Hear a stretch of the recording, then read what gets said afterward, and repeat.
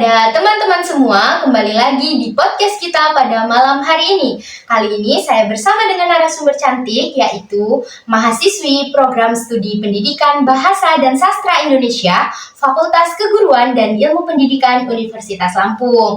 Jadi kali ini saya akan menanyakan langsung kepada narasumber bagaimana kegiatan menjalani kehidupan sehari-hari sebagai mahasiswa baru dari semester 1 hingga semester 2 saat ini. Oke, terima kasih kepada moderator. Sebelumnya, izinkan saya memperkenalkan diri terlebih dulu ya. Silakan. Izin memperkenalkan diri, nama saya Reva Nurhaliza, mahasiswi Program Studi Pendidikan Bahasa dan Sastra Indonesia, Fakultas Keguruan dan Ilmu Pendidikan dari Universitas Lampung.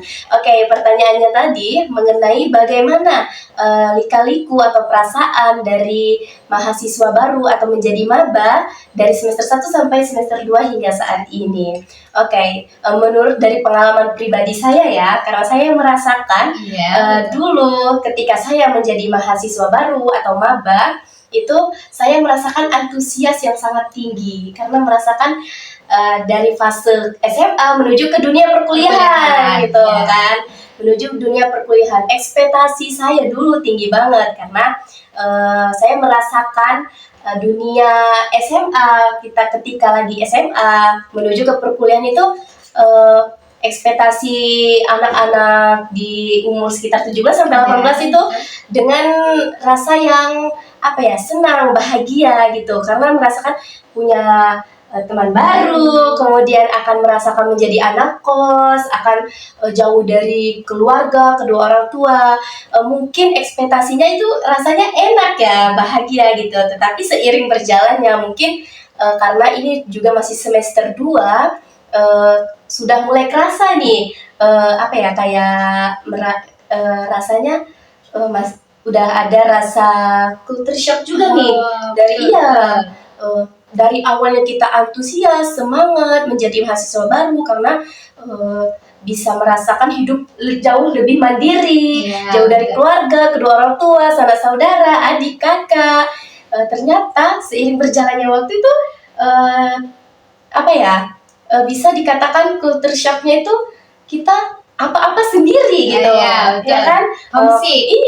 Bisa juga dikatakan selalu homesick. 1-2 bulan oke lah ya, karena mempunyai masih perkenalan masa-masa lingkungan kampus baru, kosan dengan tetangga kosan, dengan teman perkuliahan, teman kelas, teman sejurusan, seprodi, seperti itu.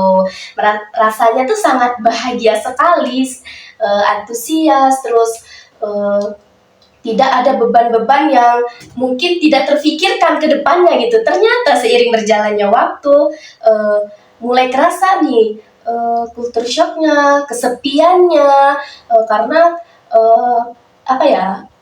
kepikiran dengan yang akan dari tugas-tugas atau merasa kesepian, tiba-tiba merasa feeling lonely gitu sebagai anak kos, karena kan ada masanya gitu, di saat ya memang benar ketika kita di kampus, ketika kita di dalam kelas itu ramai dengan teman-teman sebaya kita, dengan dosen, kemudian kita bisa sharing juga kan, berbagi cerita, ada juga kakak tingkat, kemudian kita bisa mengerjakan tugas atau apa.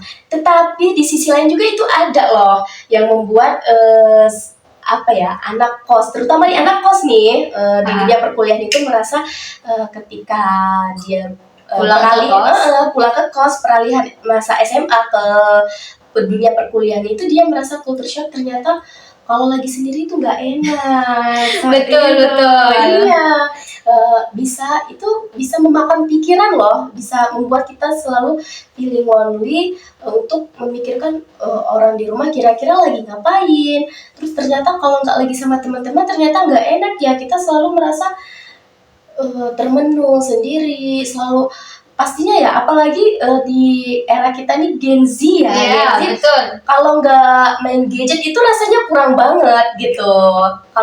Kalau tidak memainkan gadget ya apalagi gitu yang harus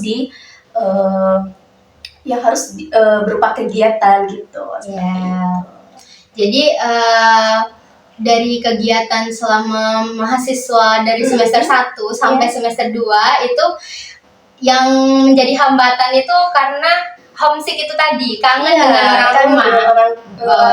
Orang tua terutamanya kepada ayah, ibu, adik, karena kan palingan ya kalau terutama anak kos ini, anak kos tidak bisa ketemu setiap saat. Mungkin tapi nggak beberapa dari seluruh mahasiswa nih, seluruh mahasiswa tidak bisa bertemu secara langsung. Paling tidak kalau misalnya rumah dia jauh, rumah mahasiswa yang lain jauh, dalam 1 bulan itu 1-2 kali paling ya pulang ke rumah untuk balik lagi ke rumah gitu. Baik. Jadi hambatannya itu tadi ya teman-teman. Kemudian kita bisa bertanya langsung nih, pertemanan di dunia perkuliahan itu bagaimana Kak Reva? Bisa dijelaskan? Oke. Di dalam dunia perkuliahan di segi pertemanan ya, betul. Itu menurut dan pengalaman pribadi saya lagi, ketika kita menjadi mahasiswa baru dulu, kita kan satu pun kepada teman-teman yang lain atau orang-orang itu kan kita kan menemukan banyak hal baru nih. Bahkan kepada teman-teman pun kita belum mengenal satu sama lain gitu.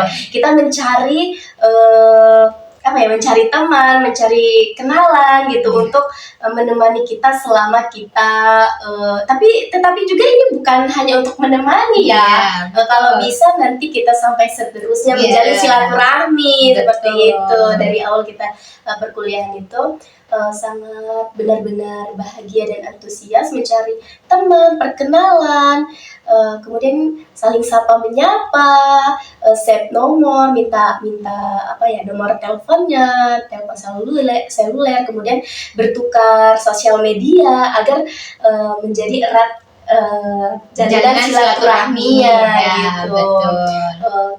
Kalau dari awal ya memang rasa bahagia ketika kita mempunyai teman baru itu memang benar-benar bahagia karena kita kan dari segi isi pikiran, kemudian kepada karena kan setiap orang juga berbeda-beda gitu. Kita lebih agar lebih banyak menjalin relasi dan pengalaman seperti itu. Makanya kalau misalnya kita boleh-boleh saja mencari teman sebanyak-banyaknya, mencari kenalan sebanyak-banyaknya, entah menjalin silaturahmi kepada teman sebaya, teman seumuran, kakak tingkat, yang di atas angkatan kita, seperti itu juga bisa. Itu sangat seru loh, karena kita akan membangun relasi dan kita juga bisa berbagi cerita, pengalaman seperti itu. Yang tadinya kita menjadi mahasiswa baru,